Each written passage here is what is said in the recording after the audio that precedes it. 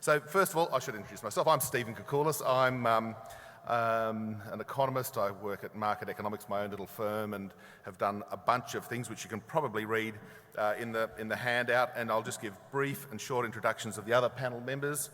On my far right is Tom Elliott. Tom is the Managing Director of Beulah Capital, did I pronounce that correctly? And M&E Capital. Next to Tom is Lynn Williams, who's a company director and a very experienced policy advisor for state and Commonwealth government departments over some years. Professor Ian Harper, next to me, he's a managing director of Deloitte Access Economics. John Daly from the Grattan Institute, next to me. And on the far left, believe it or not, Judith Sloan, who's from the Australian and done a whole bunch of things, worked at the Productivity Commission and has a terrific experience. So we've got some really terrific minds here with different views, different opinions, so that's what we're hoping to tease out, a nice discussion on a whole bunch of things. So I'm going to start with the mining boom, and I might start at my far right with you, Tom. The first question here is that everyone cites the fact that we have moved from the investment phase to the export phase of the mining boom. That's what the common theme is. But who makes the decision, and on what basis do we move from one phase to the next? How is that determined? Well, we make the decision once people stop investing and hopefully keep producing. I mean, the fact is a ton of money has been spent building mining infrastructure, building mines, building all the stuff that goes on around them. And I think it's more hope rather than anything else that this will now just go into an export phase. I mean, the reality is no one's got any idea. Last year I emceed a major infrastructure conference up in Queensland, and they were all patting themselves on the back saying we are clearly the best state in Australia. Look at what we've got roads, we've got railways, we've got ports, it's all going to happen. And when I suggested that maybe it wouldn't necessarily all pan out that way, they just looked at it. I mean, there was absolutely no plan B. So look, I think people are hoping that the boom will continue. Obviously a lot of that depends on the Chinese economy continuing to grow. And my biggest fear at night is that China simply makes up most of its economic figures rather than them being true. And I only say that because whenever you look at what people's expectations are for growth in the Chinese economy, it's always 7.5%. And every quarter or even every month, the actual figure comes in at either 7.4, 7.5 or 7.6%. And just in my dark moments, I get a little bit suspicious about that. So we won't know if the investment boom gives way to the production or export boom until it actually happens. And frankly, I don't think we have a plan B either. Lynn, what's your view on that?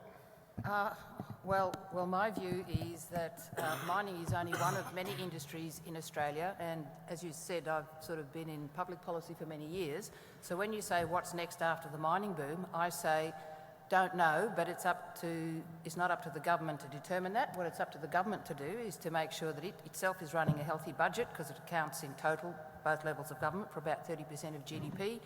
Its role is to make sure the regulatory environment, the legislative environment is there to, whatever the next big thing is, to support and not unnecessarily get in the way.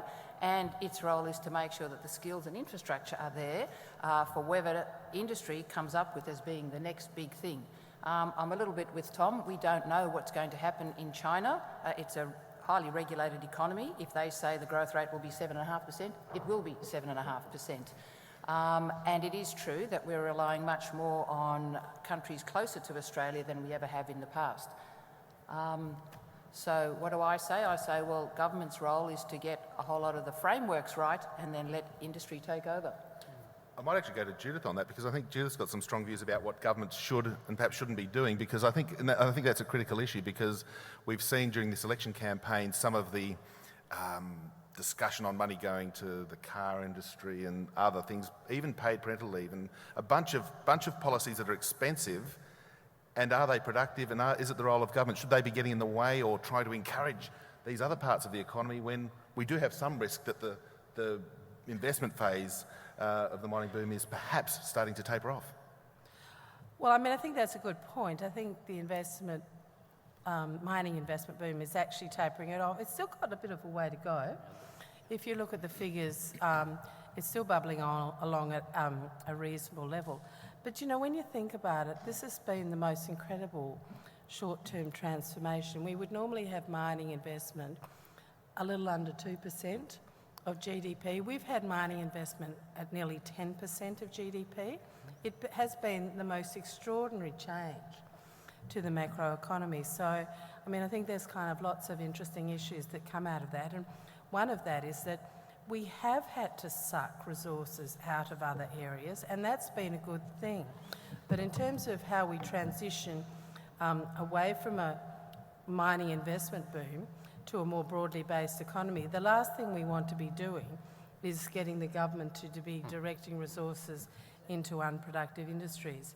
I mean, I don't know whether I agree with you, Tom. I think in the production stroke export phase, there will be markets for our processed resources. The issue really is the price.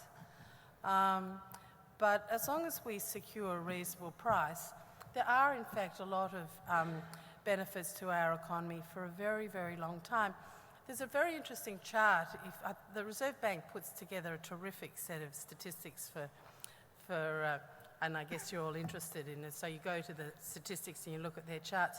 And there's one chart which shows the capital to labour ratio in this country. And it has changed absolutely dramatically in quite a short period of time. Now, you know, when you think about undergraduate economics, what are the implications of that? I mean, that is the means where we can secure higher per capita income on an ongoing basis. So, you know, I'm sort of very positive about what's happened. I'm quite positive about what will happen because the mining boom has kept the dollar up at a very high level. We are seeing the dollar come back. And I don't believe that industries go away forever. I think we'll see the resurgence of tourism, we'll see the resurgence of parts of manufacturing, and we'll see, for example, probably a mini boom in higher education. So I think, and you know, I agree with Lynn, as I would because we've known each other for 40 years and we're both smart women. The role of government is to kind of provide the infrastructure and the environment to allow that transition to occur. Ian, I think Deloitte Access have a fantastic investment monitor and track these numbers very well. Do you sort of have anything to add to this sort of general discussion? Well, firstly, let me endorse your opening comments, Stephen, that we are transitioning from phase 2 of the mining boom to phase 3, that is from the investment phase to the export phase. Let me then exactly key off Judith's remarks that this investment boom that we've seen in the mining industry is the largest in our history by orders of magnitude. Orders of magnitude. It's gone up very steeply and it's coming off very quickly. It will be replaced by an export boom, and I would agree with it. Again, Judith, I'd take Tom up. I think you'll find at least the numbers we look at, partly through the investment monitor and elsewhere, these are for committed projects. I mean, you can tell stories on top of stories, but if you whittle it all the way down to committed contracts, particularly for LNG, there's plenty out there that's going to run off for another 20 or 30 years. On top of that may come other projects. The exchange rate has an important role to play. Roughly 4/5 of the Australian economy is not exposed either directly or indirectly to the mining boom. And much of that is export oriented and has been beaten to a pulp by the exchange rate over $1 US for nearly 3 years. During that process, many of the weaker firms have simply lost out and have been, as it were, driven from the marketplace. As the exchange rate comes down, which we expect it to do and is doing, and not just in nominal terms but in real terms, we can look forward to 4/5 of the Australian economy, or at least a substantial part of that, responding rapidly to a more competitive exchange rate. What will replace the mining boom? I'm with Lynn. I can't answer exactly what that will be, but what I do know is that there's substantial export-focused parts of the Australian economy will respond dramatically to a lower exchange rate, and that's in the wings. So, John, what's your take on all of this? Well, my colleague Jim Minifie published a piece recently on the mining boom, and one of the things that he did in that was look at the history of very large terms of trade shocks around the world over the last couple of decades. And the history is quite instructive because it's a very clear pattern, which is that there's a lot of countries that have had substantial mining booms or other booms, and in many of them it ends reasonably happily. Now, reasonably happily means GDP growth after the boom is usually less fast than before the boom, and of course that is to be expected. If you have a massive boom, then you would expect that that's giving you a bit of a kicker that you don't expect to have afterwards. But here's the interesting thing, is that certainly in all those countries that managed to keep control of their macroeconomy, they wound up with GDP growth that was perfectly respectable after the boom. There were a number of countries that didn't keep control of their macroeconomy. They saw inflation go through the roof. They probably tried to control their exchange rates, and things generally ended very badly. And I think that we've probably underestimated how well Treasury and the RBA have done over the last decade in essentially ensuring that the macroeconomy didn't get out of control. The other thing that I think came through Jim's work was when you actually look at the numbers in terms of the size of manufacturing sector and the manufacturing exports, those things have shrunk as a proportion of the economy, which is hardly surprising because mining's been growing like topsy. But in terms of the absolute level of exports and output, they haven't fallen much.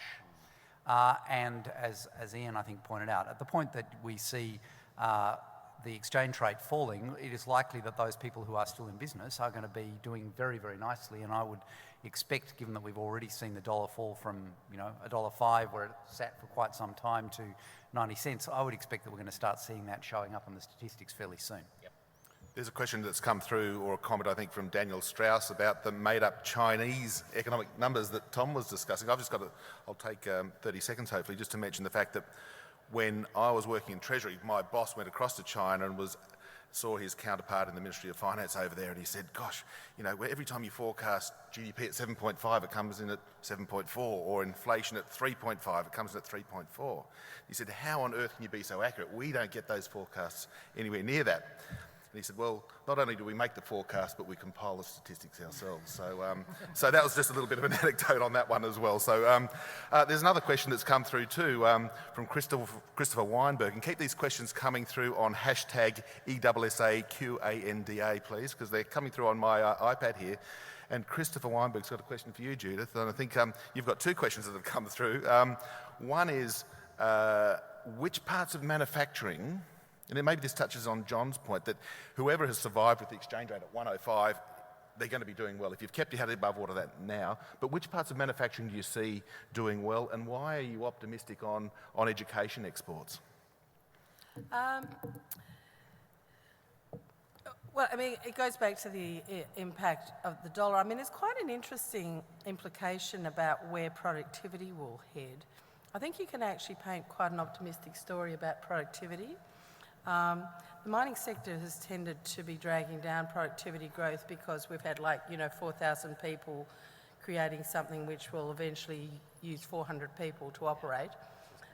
So I think you'll actually end up getting quite a boom in productivity which will affect the macro figures. And this fallout of the most inefficient operations in manufacturing and elsewhere means that the more efficient are left, and you'll get a kind of compositional effect that way. So when we think about per capita income, we know that it's basically I better get this right, Ian, because he's a bit of a, if we think about growth, it's the sum of the growth of the employment ratio and labour productivity growth. So, all going well, we can still get rising living standards going in through this transition. In terms of manufacturing, I mean, you'd have to think there's still the mining-related manufacturing, which is obviously an area which I think will continue to thrive. But there are other niche areas that actually hook off some of the stuff we do in higher education. So, there's health-related, pharmacy and the like, which I think there's maybe some of them in niche plays, but some end up being not so niche plays, like Cochlear and the like. So what was the second part of the question? Higher education. Okay. I think it obviously there is a elasticity of demand there, and the high dollar has made it difficult, so I think you can expect that. Okay. And I think as you see per capita incomes increases in these countries, they are increasing their higher education sectors themselves, but there's still a real demand for overseas education, and I think there's real scope for Australia to do well. In other ways, presumably people come here not simply on the basis of the perceived quality of their education. They also come here in terms of what kind of place it is to live. And I regard this as a positive. Some of them might be thinking this is a good place to live permanently. So I think the fact that Australia is in a broader sense an attractive destination is a help to higher education as well. There's a question from Thomas Wu for you, John. It's come and it's basically, you said that the RBA and government have managed our boom quite well.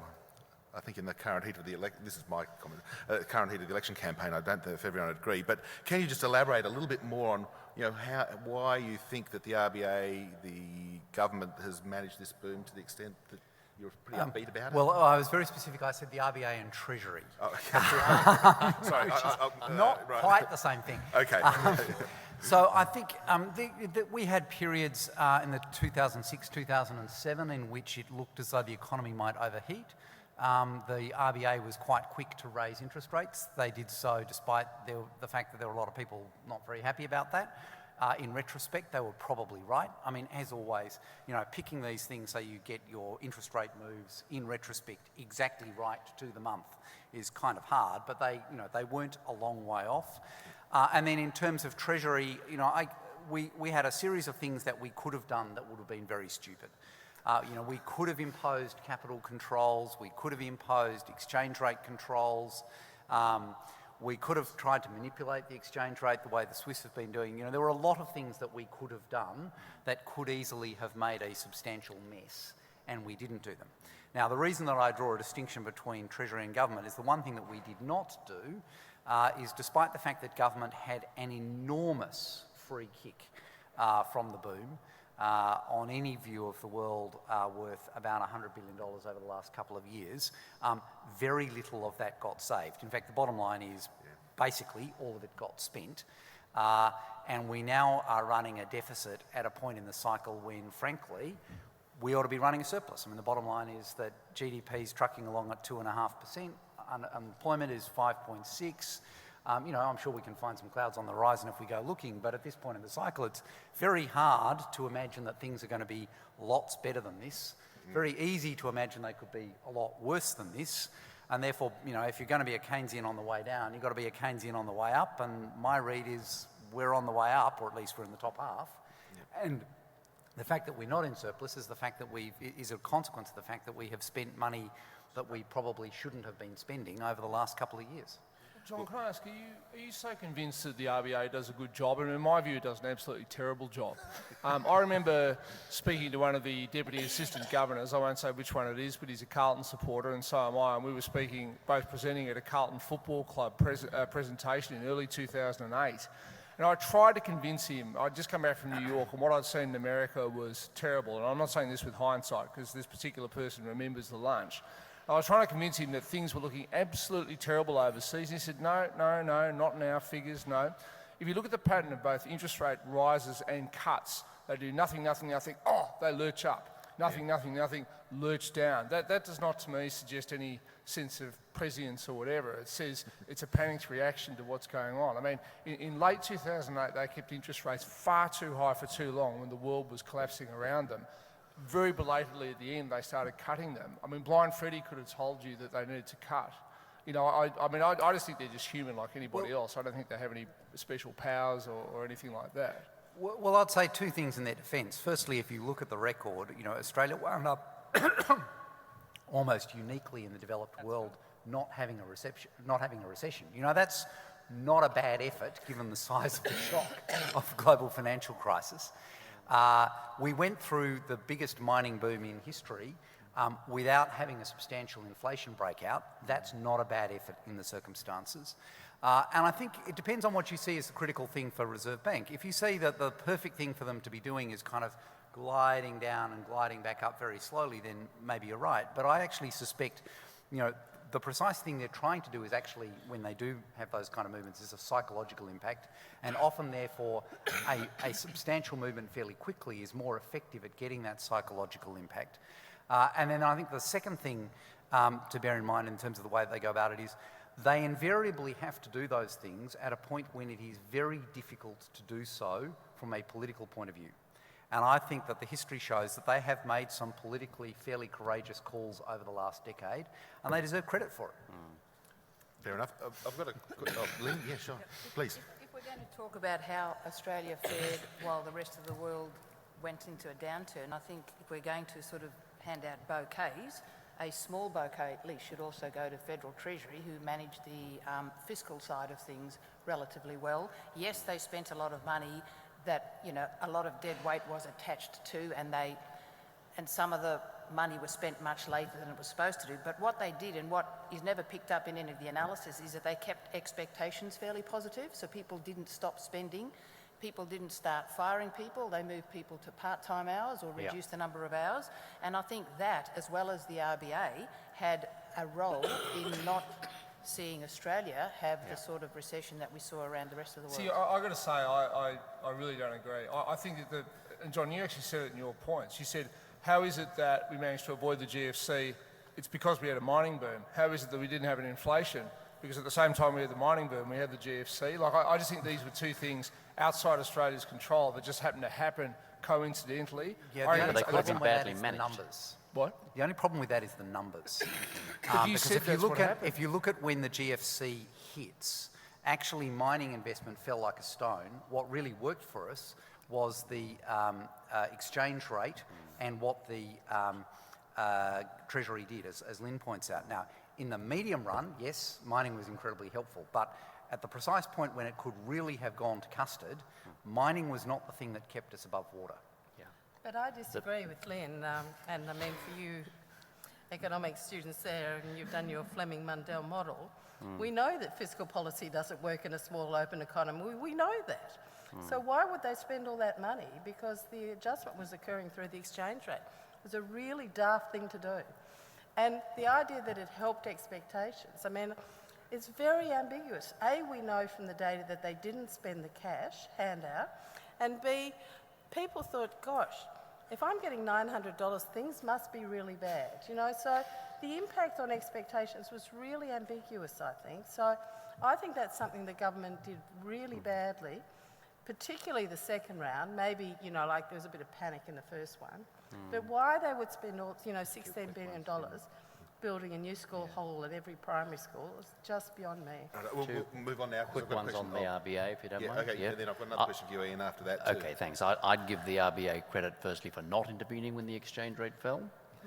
And there's a lot of pressure comes from politicians when that happens. And secondly, if you talk about going to custard, the Reserve Bank essentially made the rule book up in the heat, in the white heat of the financial crisis, by providing emergency liquidity support to capital markets, not just banks. And had it decided not to do that, to stick by the rules, we would have been in a much more difficult situation, monetary policy notwithstanding. Quick point on manufacturing, I would add food manufacturing to Judith's list. We see in the wider family of Deloitte, let's say, without giving away any names, quite a lot of interest in investing in food manufacturing here in Australia, partly because of the ready access to clean food supply, but also because of the nature of our market.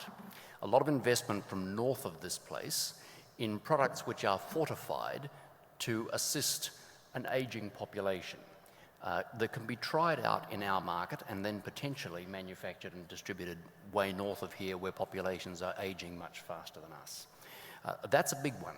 And I think you'll see that come as the exchange rate comes down. The second point to make about manufacturing, and this is a slightly longer bow, I concede, is some so-called additive manufacturing or 3D printing.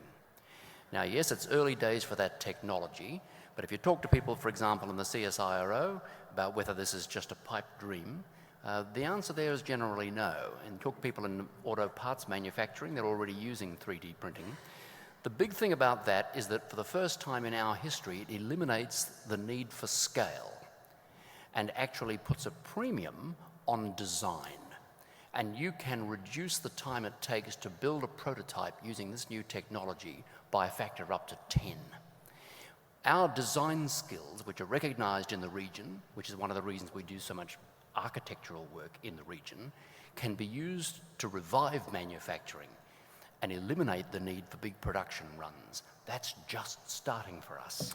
And in my view, in 30 years' time, the manufacturing industry will be stronger than it is today, not weaker. Another question for you, Ian, I think, and it's about just what we've been discussing about the economy. We had the RBA board meeting today. Tomorrow we've got the national accounts numbers, which are almost certainly going to show that we've completed a 22nd year of unbroken economic growth. The question here, and it's been floated around the last little while, odds of a recession, and what would we have to do wrong to actually have that outlook of a recession, including what I think Prime Minister Rudd has been suggesting that Mr Abbott's austerity, if he's trying to cut to fund some of his things, is going to achieve. So what's your take on the recession risks? Well, I think the recession risk is low. There is one thing that would produce a recession, and that is if the exchange rate did not depreciate in real terms by enough. And you ask yourself, well, are we not going to get a nominal depreciation? I think it's unlikely that we wouldn't get that. It's a possibility. The most likely thing is that there's an inflation breakout of some sort, a wages breakout, and that prevents the exchange rate from depreciating in real terms. If we don't get a real exchange rate depreciation, then managing this transition will be much more difficult than I think it's going to be. On the fiscal front, look, I think that's, with due respect to the Prime Minister, political rhetoric. I don't hear the opposition saying anything about suddenly jumping on reforming the budget in the very first term if they were to be elected on Saturday. They will have a steady program to deliver a surplus over a lengthier period of time, and in my view that's a responsible way to go about it. Frankly, only a lunatic would jump on the economy at this particular juncture, given the sensitivity we face passing through this transition. Well, that's a good segue into the next point, and Lena, this one's for you, and it's about from Zach, and he says, the unemployment rate has risen steadily over the last 6 or 12 months. Is it really on the way up? Are we really going to be seeing the increase from the high 5s that we've got at the moment into the 6s and above? Possibly in the short term, and then I think it's projected to come down after that as some of the transition occurs to different parts of mining and to growth in those areas of manufacturing that several panel members have talked about. I call it the switch from basically unskilled to the skilled end of the manufacturing range of things that you can do. So it's things like pharmaceuticals, it's things like design, it's things like designing skilled equipment, that sort of thing, which Australia actually is very good at. In the short term, I think we're still watching the rest of the world, and we've seen a hint of a few green buds, if you like, in the Eurozone and in the US, but that's offset by growth in China and India, who we now have slightly more to do with and take more of our products, not growing as fast as we thought. And we talked about 7.5 for China before. I remember just 2 years ago it was 9s and 10s that we were expecting. So China has come off a bit by their own measure. So I think it'll be a slight increase in unemployment in the near term, but then a return to the 5%, not as quickly as the central projection in PIFO might say, but certainly over the medium term. Okay, are there any questions from the floor? Because we've got pre-prepared questions. I've got my iPad here of things coming through. So there's one in the middle, terrific. I think someone's going to run a microphone to you. And again, we can't see terribly well up there, so if you've got a question, jump up like that man just did so we can see you. Thank you. Apologies for no Twitter. That's okay. No. Not my generation. That's okay. That's fine. What I wanted to ask is about the mining boom itself, and I'm wondering whether it's actually, it itself is going to transition and that it's not over, because there's been talk about a big boom in LNG, and some of those projects, you know, you talk $20 billion per project, and a few of them, the numbers seem to run up to 150 billion if they come to pass. Now, if that was to be the case, that mining boom and the subsequent production of LNG and the exports earned could well see the exchange rate keep and not fall as fast as the panel seems to hope that it might. And I'm wondering if you'd like to comment about that potentiality. Thank you. Who wants that one? Well, I would just, look, it's an excellent question, but I'd just point out that the exchange rate was driven as high as it was driven by the peakedness of the mining investment boom. Right? That's a capital inflow, foreign funded investment. As Judy said, nearly 10% of GDP. The highest it had been at any previous mining boom was 3 at the outside, maybe 2.5. You name it, gold rushes, Poseidon, you name it. All funded essentially with offshore capital. Now that has just basically stopped or slowing to a crawl. it would be replaced by a steady pickup in export activity. And yes, other things equal, that would keep the exchange rate higher than it would be, but it's going to be well below $1.05 US. Predicting the exchange rates at Mug's game, but I'm with John Daly over here. I'd say 90 cents or less. I'm predicting somewhere in the middle of the 80s, which would still be above fair value for the Australian dollar. If you do purchasing power parity, you might end up with something like about 75 to 78. So I think the answer to your question is it'll keep the exchange rate above its purchasing power long-term equilibrium value, but well below where it's been off the back of the mining boom. That is to say, the investment boom. I would just be a little bit careful about the LNG boom. I mean, Ian's right.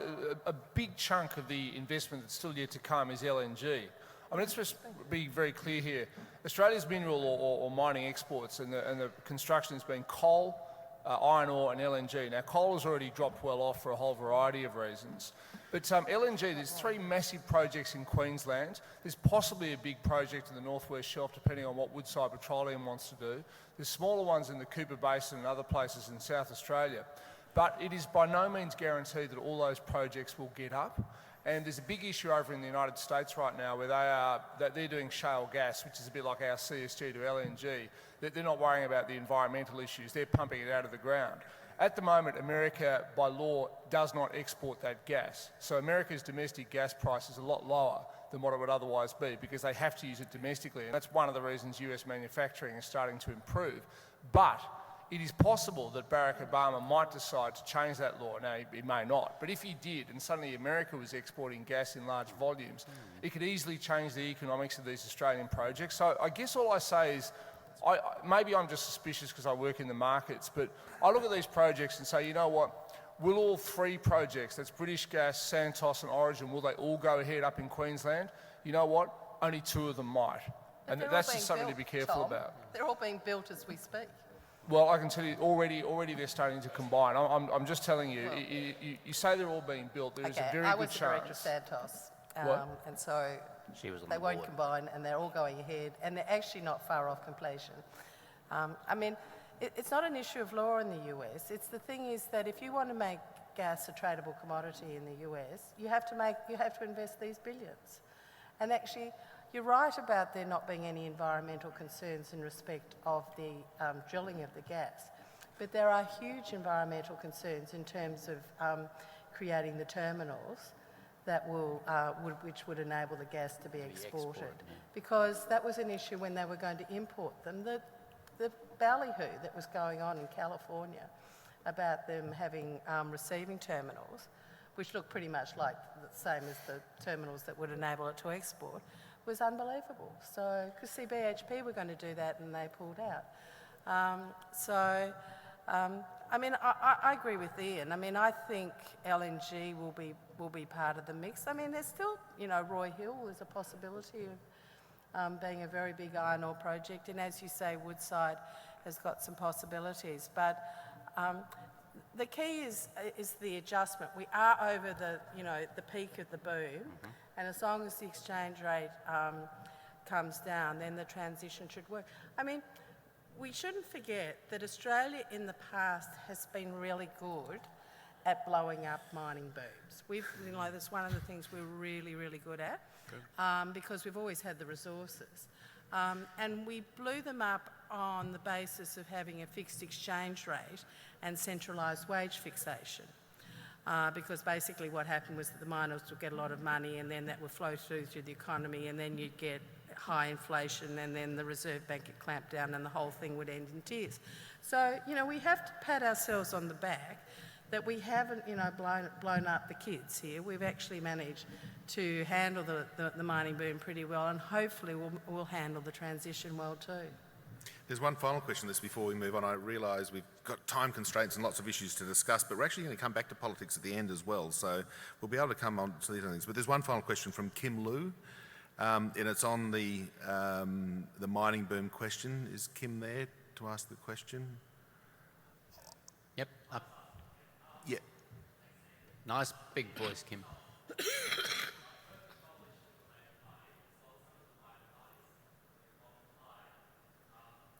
Policies for developing North Australia. So my question is, How can government promote the next big food bowl and source of economic growth for Australia in this region without picking winners and establishing sole economic trade zones? John, that's yours, the food bowl, I reckon. It can't. Right, okay. That's in 2 words, and if you would like a little bit more colour, the West Australian government has just spent quite a lot of money. I think in the order of several $100 billion. No, it's not several hundred. Sorry, $1 billion. Sorry, several hundred million. I think about 500 or 600 million. Basically, expanding the Ord River irrigation scheme. It has just effectively given it away and then actually paid some extra to get somebody to essentially manage the farms at the far end of that irrigation scheme. So they've poured money into a food bowl type project and they literally are struggling to give it away. Now, I would love to know why the Northern Food Bowl is going to be any different. The reality is that Australia has a history of grand regional schemes, and almost invariably they have ended in tears. And in particular, they have ended in tears when no one has done hard, very disciplined work about whether or not the thing is going to turn a profit. I don't see any evidence that that has been done on the Northern Food Bowl, in fact, the reverse. And I suspect we're about to see... the only way it would work, of course, is if we basically forced a whole bunch of people to go and live there. It's called the Soldier Settlement Scheme, and we all know how that ended. I think we've got consensus on that, so we'll keep moving on. Okay, just quickly. You've got 30 seconds. Well, it's not a fertile area, that's part of the trouble. But I mean, effectively with the Ord River scheme, the government has had to write off all the capital that's ever been invested, and there have been various phases of the investment. So they produce pretty low value added thing, melons, sugar, bit of horticulture, but of course it's a long way from anywhere, the Ord River. I mean, I'm not so sure I'm very optimistic about food production. I mean, you know, we've got Ardmona and SPC and they're pulling out the pear trees and, you know, Simplot have got out of it. That's where industrial relations are very hostile to food production. We do not do food processing efficiently. And so if you want to have a sweet future in food production, you're going to have to get that stuff right. Because, in fact, food production's gone backwards in this country, not forwards.